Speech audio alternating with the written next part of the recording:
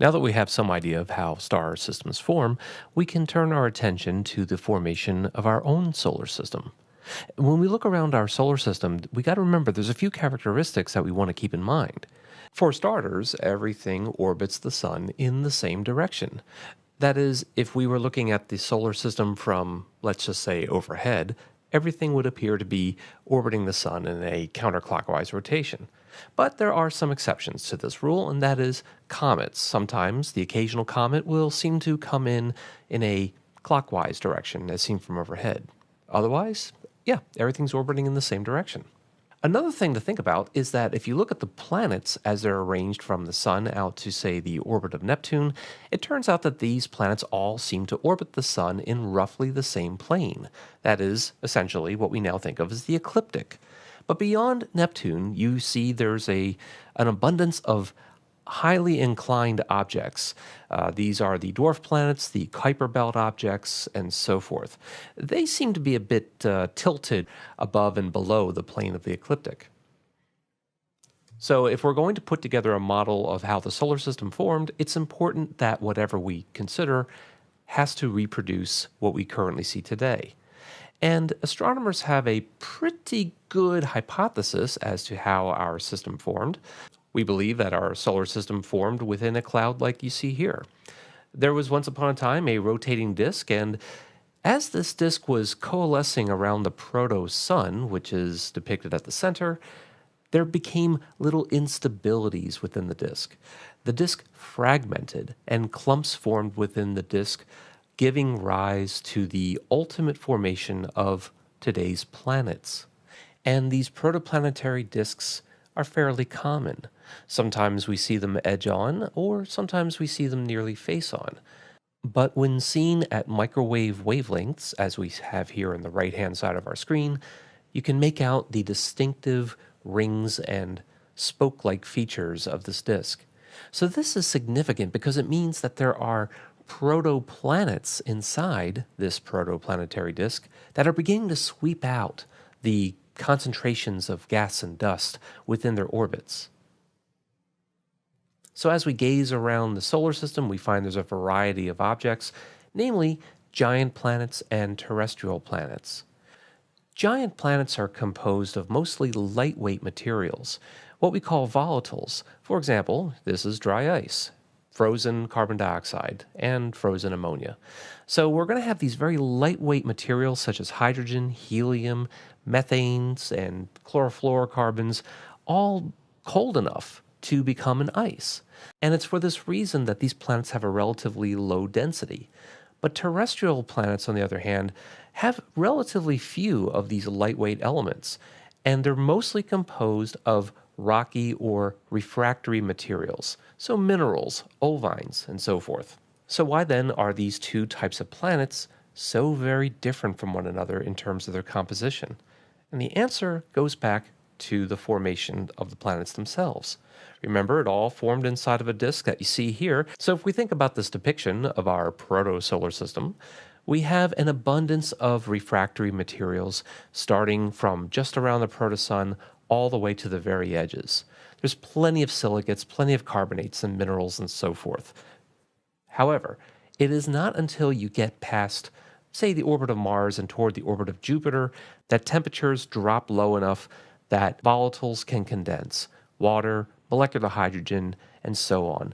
In other words, they freeze out. They become solid enough, or at least slushy enough, in order to fully condense. And in fact, once you get out past the orbit of Saturn, the temperatures are low enough to even allow high volatiles such as hydrocarbons, methane, ammonia, and so forth. They can even start to condense. So the point where the temperatures drop low enough is called the frost line. It's really just the distance where the temperatures are low enough for volatiles to condense.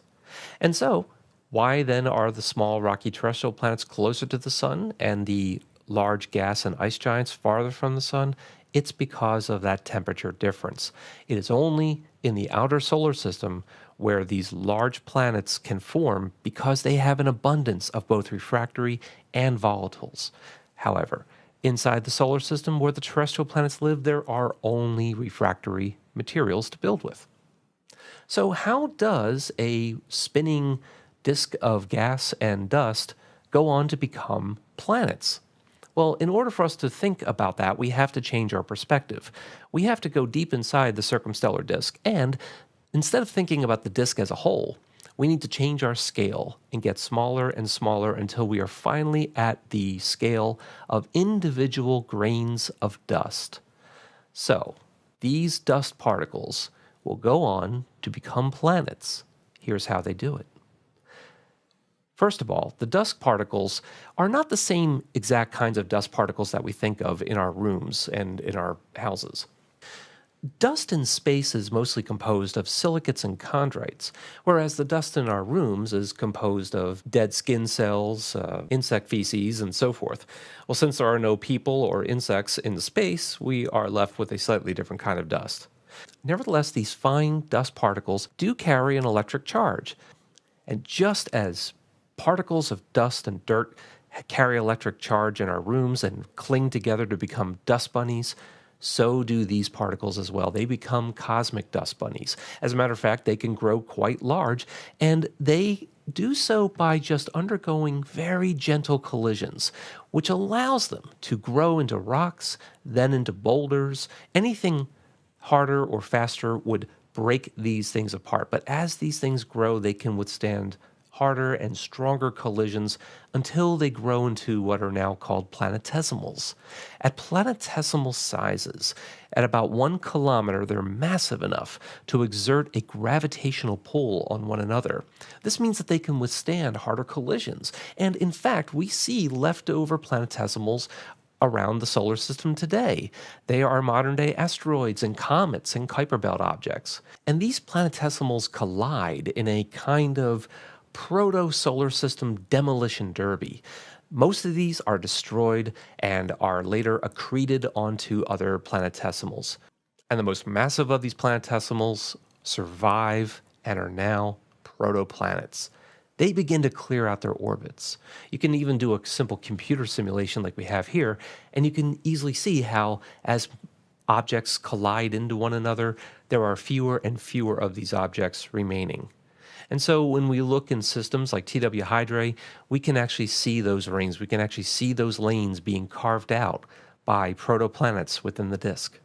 So returning our attention to the gas giants, remember, they too are forming out of little disks within the disk. Remember, they're going to form well beyond the frost line, where there is a high abundance of both refractory elements and volatiles, so they have everything.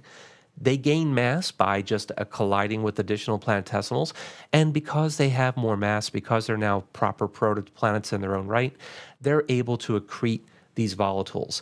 Remember, they're farther from the protostar, so there's less heat, there's less stellar wind, and there's a greater abundance of these volatiles to begin with. So an accretion disk forms around the protoplanet. It's like a disk within a disk, and even moons can evolve from inside the protoplanet's own accretion disk.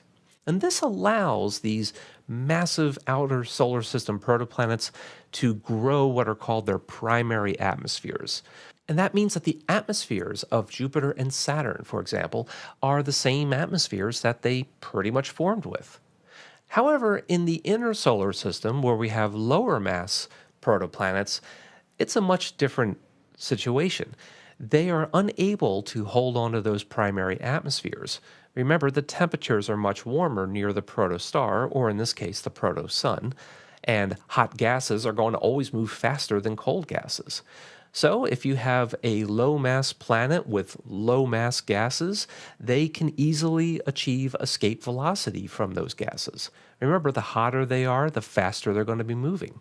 And they're also closer to the protosun. That means that there's a stronger stellar wind coming from the protosun, which just makes it that much harder for these lightweight volatiles to stick to the protoplanets.